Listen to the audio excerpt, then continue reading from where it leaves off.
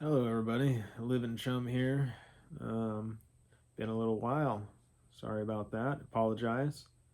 Um, yeah, just coming on here to kind of catch up, do some talking about maybe some stocks and get my unprofessional opinion about some of them, and just kind of fill you in on what's been going on.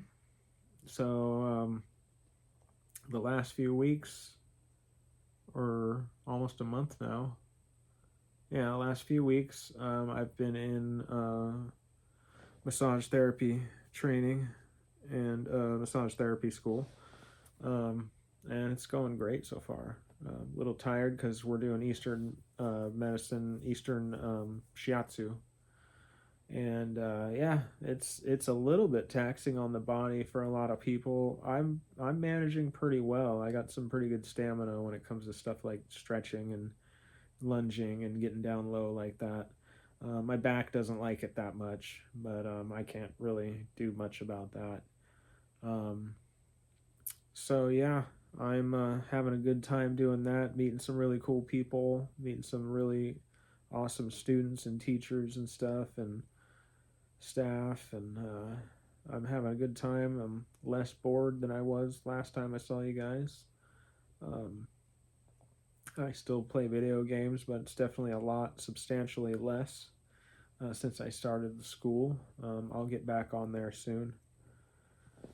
Sorry, I keep looking at that thing over there. Um, it's I didn't know what it was, but it's just my ashtray.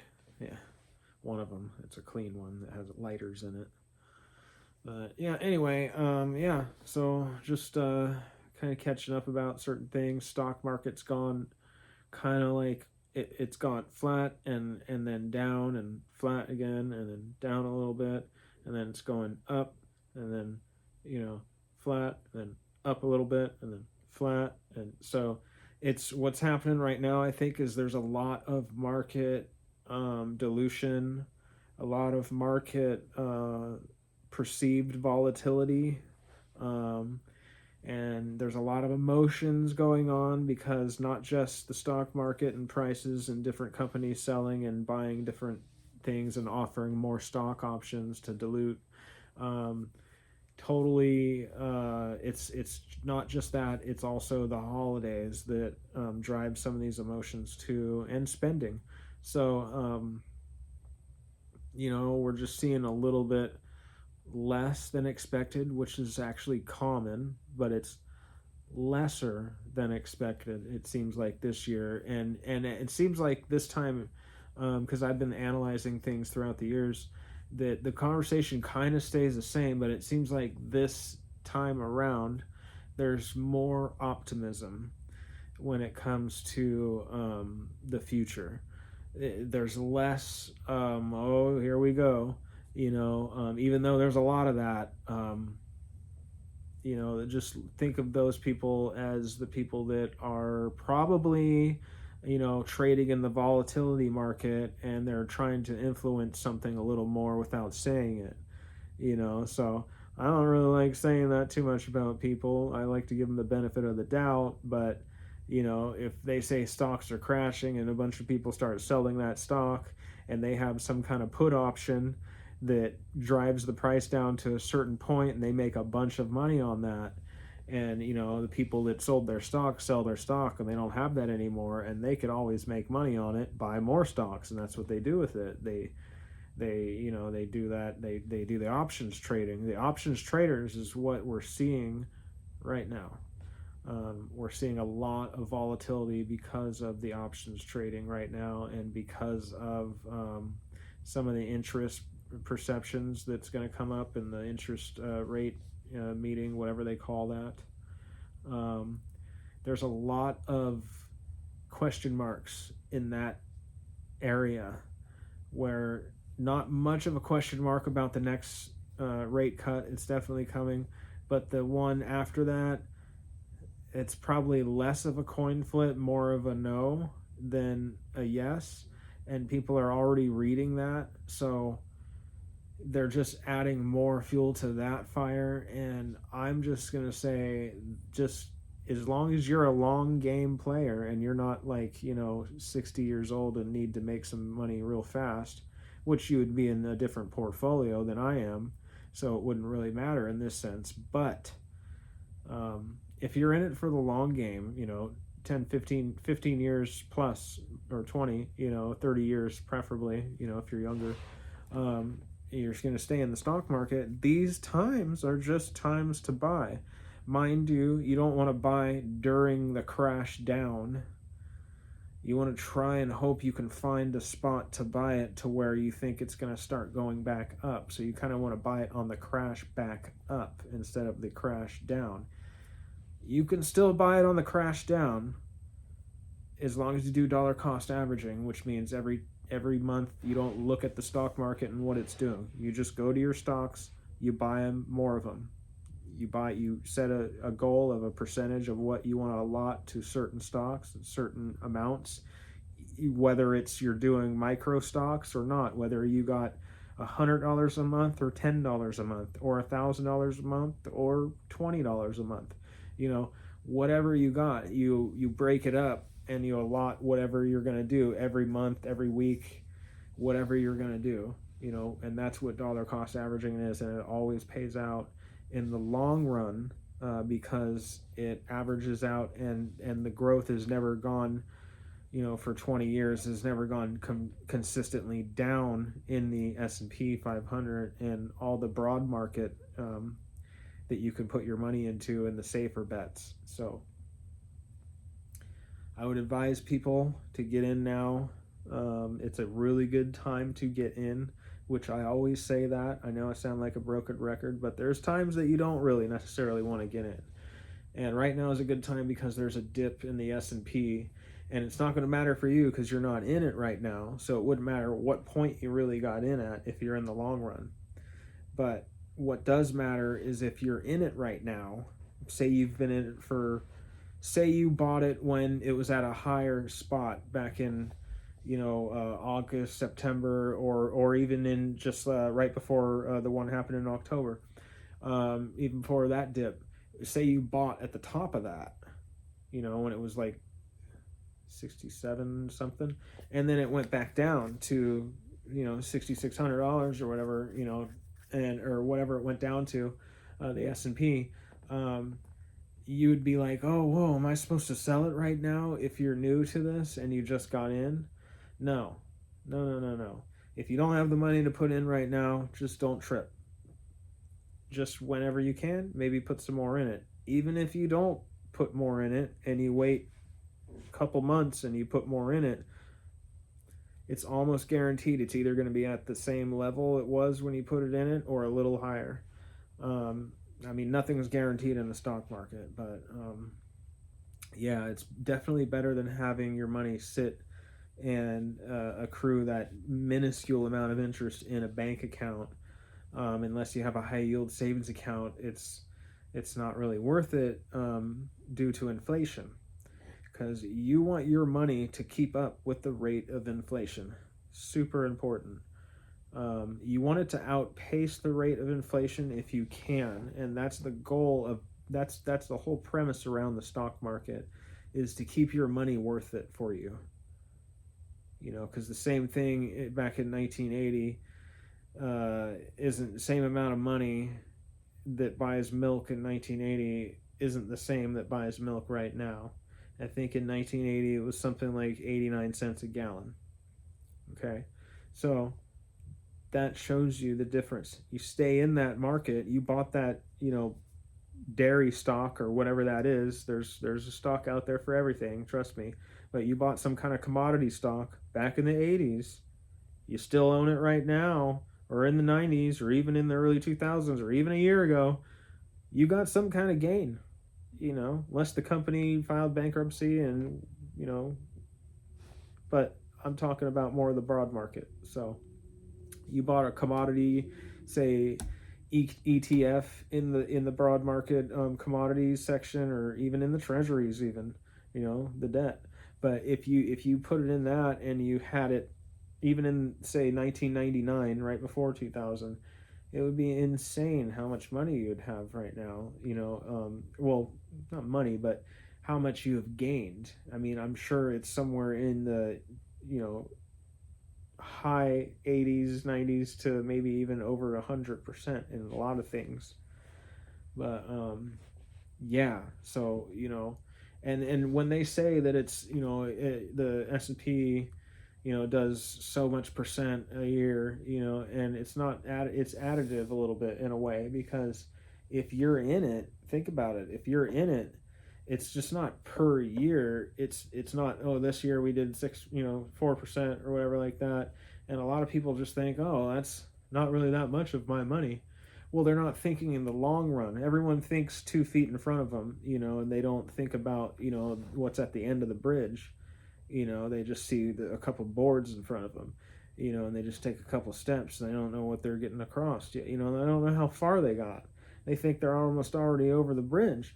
And no, no, I'm sorry to use those analogies, but no, percentages work compounding. It's like it compounds on itself. So you're gonna get higher percentages, higher return percentages the longer you're in it. Of course, you're gonna have volatility with everything, but it's gonna make up for some of those huge gains. But it's gonna be balanced and up and to the right. And that's what you want. You want those graphs to always go up to the right, up and to the right. So if you're not in it, you're gonna suffer inflation burden. And if anyone has a family and it's just starting a family, I would recommend do it now. Anything you can. Sacrifice Starbucks, sacrifice McDonald's, sacrifice anything you can to get $10, $50, $100 1 month, a week, whatever you can do, every 2 months, every year, even. If you're that young, you can start out just every year doing it. And then I'm assuming you'll probably get more into it once you start doing it the first day. It'll like shock you how much you can do. Not the first day, but the first few months. It'll shock you how much you can do. Not that you're going to be able to take all that money and use it immediately right after you do something like that. Of course you could, but you'll pay taxes on that most of the time. So yeah, no, just look at it as like a nice piggy bank that grows faster than a bank's piggy bank. A lot faster, and you have a lot of control over it. You can control volatility. You can bet against stocks. You could do a lot of things that a piggy bank can't do inside of a bank. The only thing you could do inside of a bank really is use the bank. You can't really grow your money very much in a bank, because they like to have your money.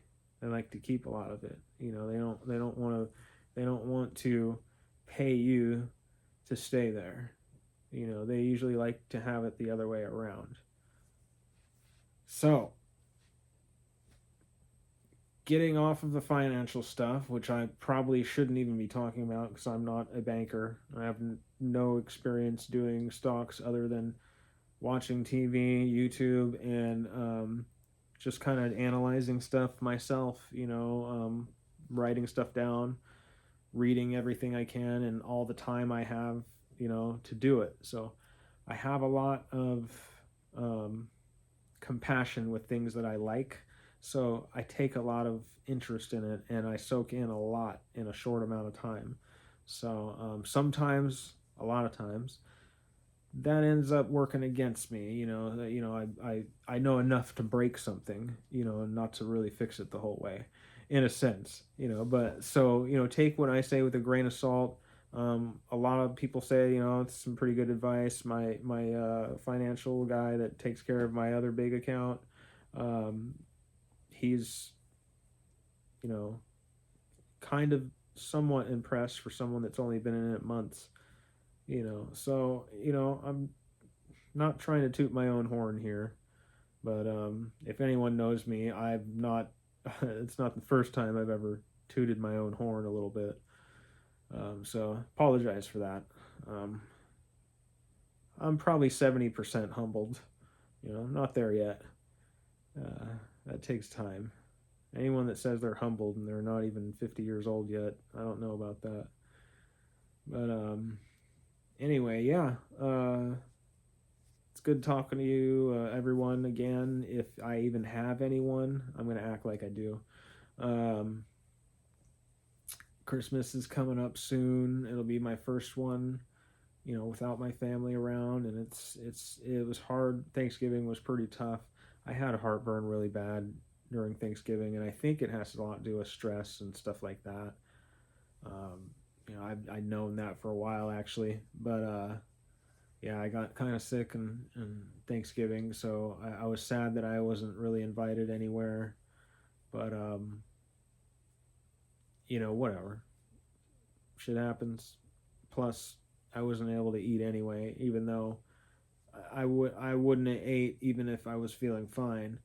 I probably would have maybe had a piece of pie or something. But when I go and I like hanging out with people so much and just being around people, I just won't eat. I won't risk it until I get home or something. Um, I'm doing that at school, and I need to stop doing that. I need to actually eat something at school or before or closer to the end because I'm losing a little bit of weight more than I want to, and I don't want to get behind on my muscle mass. So I've noticed my arms maybe got around the shoulder right here got a little smaller, and my bicep is like crooked a little bit now. So I don't know. But it's still there, but it's like, I don't know. Maybe it's just me. But so yeah, I just gotta start eating better and get back into actually, focusing and honing in as much as I did before I started school on fitness, because this class is a lot about like health and fitness and wellness and stuff. So, and that's what I want to do. So I definitely have to eat my own words that I preach. So, yeah, I gotta get back on track. I fell off track just a little bit there, just because my eating's not good. A lot of people fall off track for pretty bad reasons. So, I feel like I'm doing really good still. Um, I could do 50 push-ups still. So I think that's pretty good. 50 push-ups at 43. Uh, I don't think I have any friends that could do that at all, even younger friends. So yeah, um, just getting back on track and getting. I'm just so happy to do this school. It's just so fun to have like a anatomy physiology kind of refresher course. That was like the funnest class I've ever had, is the bones and muscles class. It was like I kept having to sit on my hands basically because I kept raising my hand, and he's all, "Oh, I'm gonna have to give you a 1 second delay and stuff." And no, I did get some things wrong. I saw how rusty I was, and I liked it. I wanted to like recalibrate in a way, and and since I've learned anything way back when, in the might as well be the Stone Age now, because we didn't have iPads to use. We didn't have the iPhone. I think when I was I think the Razor just came out. Motorola. It was like the craziest new. You can actually take a video phone call with it. It was the crappiest video phone call, super, super pixelated. You wouldn't be able to hear all the words come through completely sometimes. Um, but that was like cutting edge stuff back then, and so it was like I still had a home phone, and a little answering machine, and like cable. Like it's a different world when I went to school prior. So it's so exciting to see all this, but there's a few things, a little speed bumps and hiccups that I have to bring back the old school way, just to make sure I don't miss anything. Basically what I'm saying is I bought a bunch of books I didn't have to buy. Well, one reason why I like having a book is because it's a book. I get to keep it. If the system crashes or something, I have to wait for it to recount, boot. A book, I can walk over to that library over there, and I could just go grab it if I need it for something. I don't have to get on my phone. I don't have to. The less I do with my phone, for me, the better. I I'm one of those. I don't like to go on social media very much, posting on social media as we speak. Anyway, um, I'm not. I don't read comments. You know what I mean? Like I will once I start getting going better on this channel, but like there's more time. More not more time. There's more things in my life worth my time more. Meditating and just sitting and looking inside is worth way more than me looking at my phone. So, like, I could be bored and still get value more than my phone. So, that's the way I see a phone. It's a tool, it's for me, it's not for everyone else to see me. It's a tool for me. I use it out of my convenience. If you're listening to me, it's because I want you to, and that you clicked on my video. But if I didn't do this, you wouldn't be listening to me. So I want you to, in a way. Is that narcissistic in a way? Probably skims a few levels of that. But it's different when okay, if I had a house full of people and I was doing this, I guess I would be kind of on that narcissistic level a little bit. But I got a dog. You got pictures everywhere. Well, not family pictures anymore. Those are in a box in my closet. I can't handle that right now. But yeah, I see it more as like not necessarily a vent in a negative way, but more of a calming tool for me. Bringing it right back around to me. The narcissistic part of that could be just that part to where I'm using this for me. But if I can help people, give people inspiration, advice, stuff like that, that's a bonus. And I love to do that. It's why I'm going into this business, because I love making people feel better. That's all. No matter what I got to do to make them feel better, a lot of times I'll do it. I like making people happy, giving people experiences, being sometimes too generous just because I want to hang out with someone.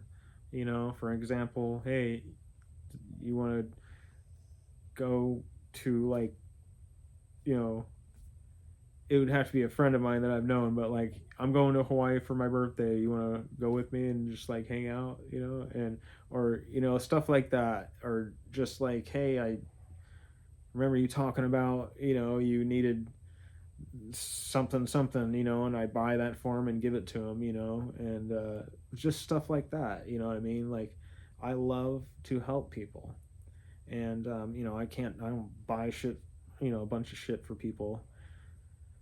I still kind of do, but I was a lot more generous when I had more like money coming in forever, because of my wife, my ex, is like, rich or whatever, and we had a lot of fun. We did a lot of cool stuff. I don't know what that noise was. That was a weird noise. Oh, that was my ice machine. Huh. Okay. I thought, I was like, I'm the only one here. I was just saying I was the only one here, and then I hear like it didn't sound like my ice machine. It sounded like a this is going to be real particular. It sounded like a lid, those disposable oven baking dishes that they're like made of tin foil, and you could put a turkey in it. You could put a casserole. I think a casserole would be more of a thing. You put a casserole in those like disposable Reynolds aluminum foil trays that you cook in, and the lids for them.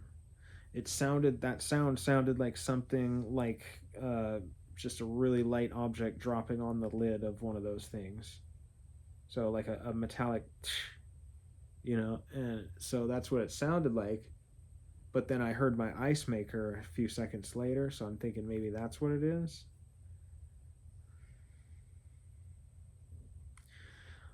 I don't know. I do have remains in my house, so it could be my brother, my grandma, my grandfather, my dad, my dog, my cat.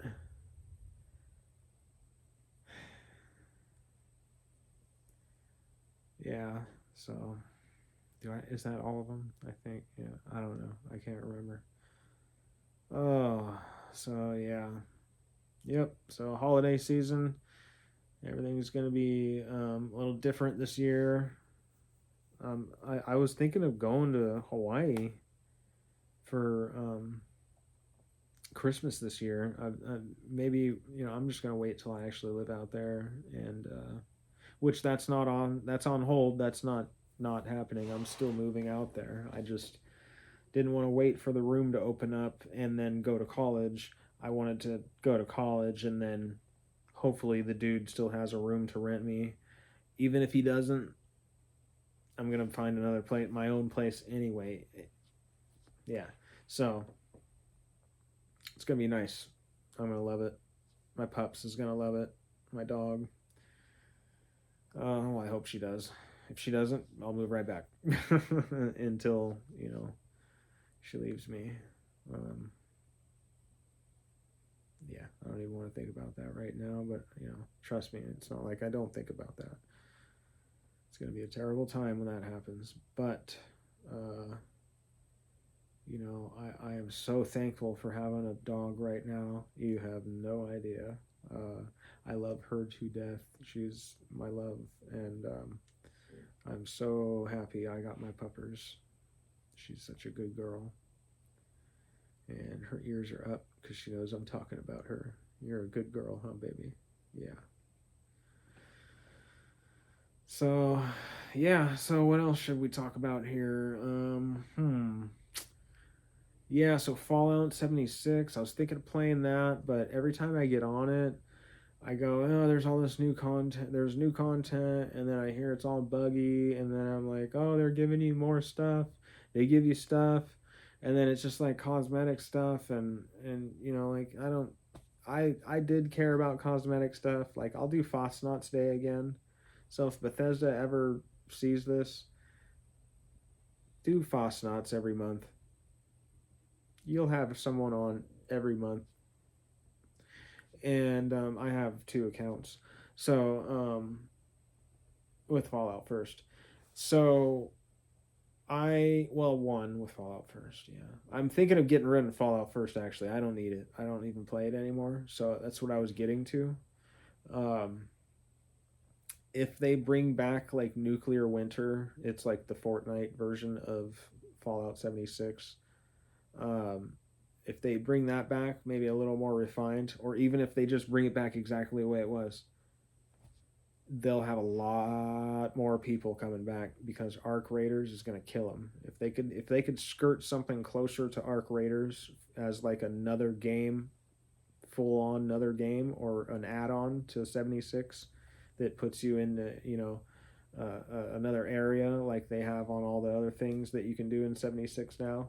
Just add another one to it and make it 20 times bigger than it was before with more maps, and you're going to have, or maybe just one giant map. It doesn't have to be more than one map. But yeah, I'm acting like I'm talking to a developer or something. But so yeah, not going to really be playing Fallout 76 very much anymore. Maybe when the show comes out in a week, I'll change my tune. But I'm more focused on my future than the video games. They'll still be there in the future. So I don't care if I don't care if 76 isn't there in the future for some weird reason. Um, but yeah, I love the school that I'm in, and video games is definitely lower on the totem pole now, a lot lower now than it was. Um, I will play some more though. I do play Arc Raiders. My tag name is Chum Jesus 420. Um, I definitely don't try to kill people. I think I've maybe done it like twice just because I was just so sick of people killing me and camping me and killing me like instantly, or just shooting me when I'm trying to help them, or helping them and then backstabbing me. So like I think I went in one round immediately and I was like, oh, there's someone healing a person. Oh, I'm gonna shoot them. I'm killing them, all of them, And they were picking someone up, and yeah, whatever. I felt a little bad, but you know what? It was early on, and they were all pissed off when I did it. But I don't give a shit really anymore. Like it's the normal thing that happens in that game now. So you're lucky to not get killed when you go in it, and it's whatever. I'm better at it now, so I still like playing it. It's just it's getting a little bit redundant. So I think Ark is gonna definitely need something else besides their plan, because their plan is shit. I'm just gonna say it. They have a shitty plan. Good game, fucking horrible plan. They need to come up with something different. They're just trying to do the same thing everyone else is doing. Like what? Why would I? Like we've had our fill with V-Bucks and all this other bullshit. Stop. Make games. Don't focus on all the money you guys can make. You're gonna make plenty of money without doing all this stupid transaction bullshit, and this other stupid thing to where you're gonna erase blueprints all the time that we wasted. That I'm going to school and shit, and if I did if I did that expedition, and I have all the blueprint, I'm really far. I'm max level. If I did that expedition right now, probably would stop playing the game. Because now it's a different game now than it was when I started. Because when I started, 90% of the people were also starting. So not as many people were killing each other, for one. Two, not many people had end game guns or gear or any of that shit. So it would be like everyone that didn't go on the expedition has a huge advantage. They're just going to just kill everyone over, and it's going to take even longer to get your blueprints again. And it's like, it's just the shittiest idea. They need to scrap that bullshit, and for all the stuff that we put together to do that stupid expedition, just add it to what we already have. Give us better bonus for fucking doing this stupid shit that takes hours out of our lives. Hours. It doesn't take a few minutes.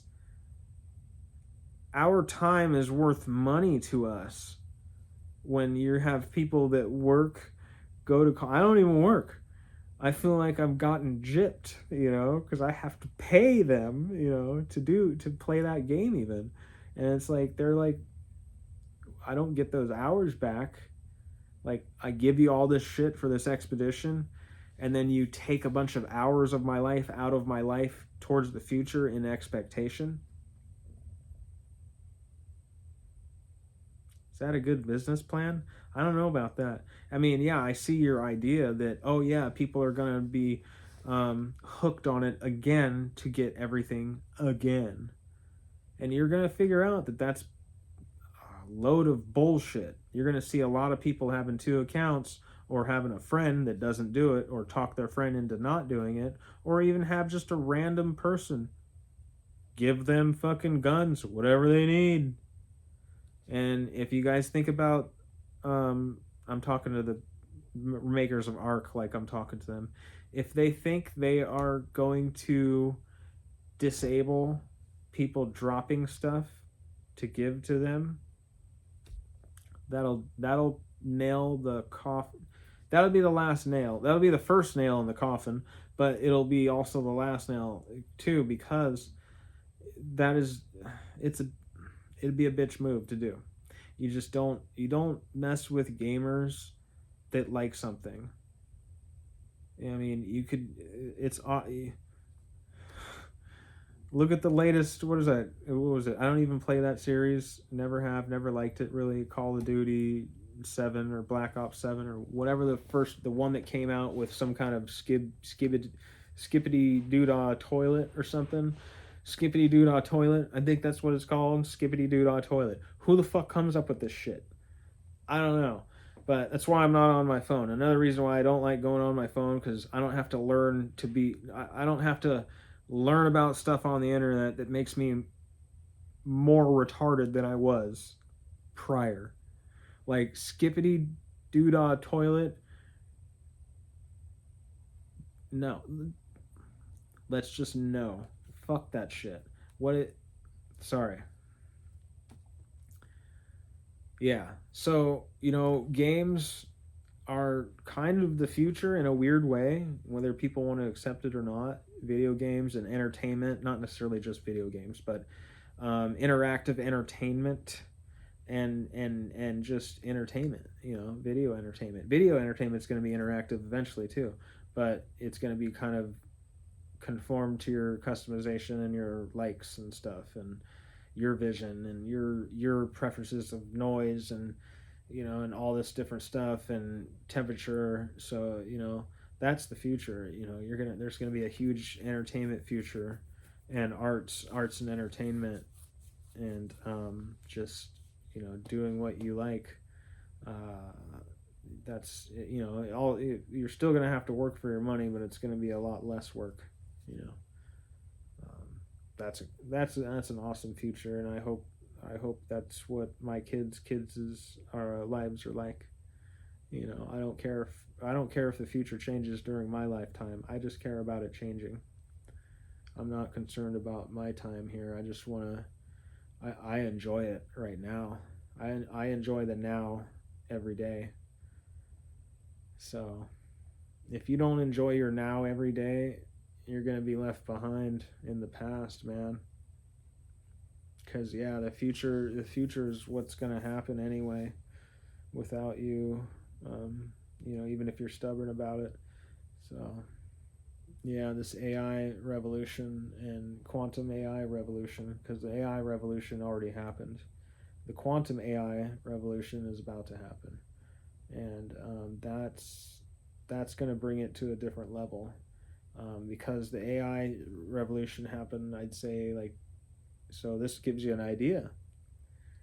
The chip revolution happened in 2007, or 2000, you're 98 or something, or 90s, and then that's what fueled the .com and all that crap. But when the phone came out, the iPhone came out, that's when the AI was kind of born in a way. It had the right processors and had the right stuff. It just wasn't using it the way that they didn't think about back then.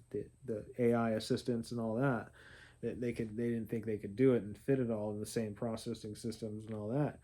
But when they did, it wasn't too far later. It was maybe a couple years later when it took them to get to that iPhone.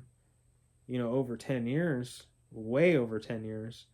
But then after they had that technology, that level of technology, it took 10 years to get to this technology, but then it only took 3 years to get to this technology way up here. So what's happening right now is we're at this technology way up here. Let's bring it right back down here. Say this is where we're at right now, and this is where we were at 2 years ago. Well, this is where we were at 2 years ago. Not even that. I'd say 1 year ago. We were right here. Everyone hated AI. They're laughing at it. 1 year later, everyone that wasn't in it, that was laughing at it, they bought right up here. And down here, all the people that bought down here are laughing at them down here. So, and where we're at right now is there's not enough room on this camera.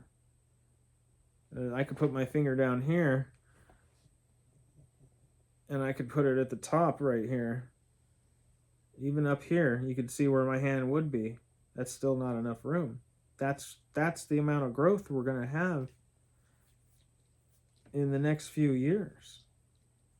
You know, it is going to take a little longer than that other bounce, the 2 years or the 1 year for the AI, the idea to sink in. It's going to take a little bit longer than that in my brain to get there. It could surprise me like it did already. So, you know, the sky's the limit when it comes to the AI. There is a limitation eventually, but that is so far along. I don't think in a timeline we couldn't really perceive it right now and be like, holy crap, you know. But I think that would have to be some kind of something else that's closer to sci-fi stuff, and that's just because we don't know what it is right now. We don't have that right now. So for example, if you got someone from ancient Egypt and you brought them to here and handed them a phone, or even just handed them one of these, a lighter, it would blow their mind. It would blow their mind. So, you know, who knows? There's a lot of stuff about Egypt that we're figuring out was, yeah. So, you know, I love Egypt. I love history and all that, and I also love paleo zoology and paleontology and you know, and all that stuff, and archaeology. And so you can't listen to one part of only one idea in science. Science as a whole. You have to listen to all the ideas and make your educated guess. And the educated guess when it comes to when you look at all the science that has to do with the timeline of ancient Egypt and building and all that stuff, doesn't match up. And you can ask Carl Sagan, if you got one piece of information that doesn't match with science, it's wrong.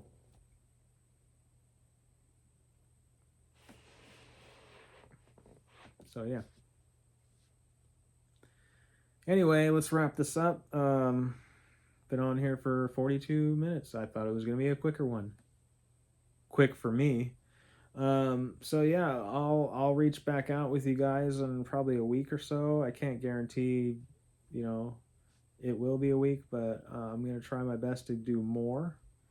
And kind of, I might actually have a couple routines that I'm going to show on what I do. And if I can get someone to, you know, consent to letting me do that to them finally, and do a shiatsu routine, maybe I could put it on the internet here and show everyone what I do, and maybe they will want a free one from me. But you got to pay as soon as I'm licensed. But yeah, right now it's free, so get them while I'm hot. Wait, get it while it's hot? That's probably just bad phrasing all around.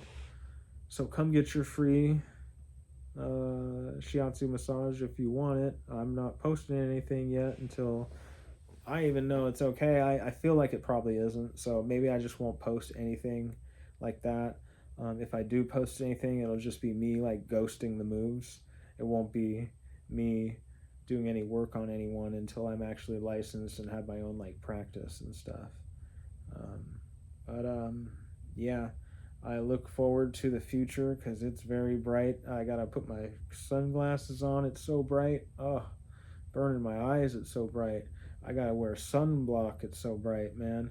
That future. So yeah, I love it. I love it. The energy is all in the right spot. I'm really enjoying my life right now. I'm having a good time. You know, holidays have always been kind of hard for me, regardless of me being divorced. So the kids definitely made it easier, and having someone that loved me made it a little easier, but it was never easy after the traumas I've been through. So yeah, you know, I take every day as I can, you know what I mean? And I can't guarantee I'm going to be happy every day, or, you know, not, you know, in like separated sadness, I guess you could say. I kind of clam up, close off when I get sad sometimes, and so yeah, if anyone's watching this that's in my class or anything like that, I really apologize for that. If I seem reserved around certain dates, January 2nd for one, and, Christmas, my brother's birthday, just holidays in general too. It's going to take me a little while to learn how to walk in this different shell that I'm in here, because it's not necessarily a shell. I shouldn't call it that, but basically I just have to learn how to manage this trauma, and I've flexed that trauma management muscle quite a bit in my life since I was 9 years old. So I got this. I know I do. That's why the future's so damn bright, burning me, scorching bright. But I'm still a little pretty. Hasn't burnt me that much. All right. What's the date today? I don't even know. I'll probably try to get back at you guys either before or after my first shiatsu test, which I believe is the 11th. So I don't like putting timelines on here very much, because you never know when anyone's going to watch this movie or video. So yeah. Anyway, I'll see you guys soon. Thank you for watching. Anyone that's watched, give me a like, subscribe, hit the bell for notifications. I don't care about that stuff, but liking and subscribing, pretty cool. Yeah, I love having this, so please, take what I say with a grain of salt, but if I can give some wisdom off to someone, I've done that much better. Thank you. Have a good night, everyone. Have a good day, or wherever you're at. Just have a good one.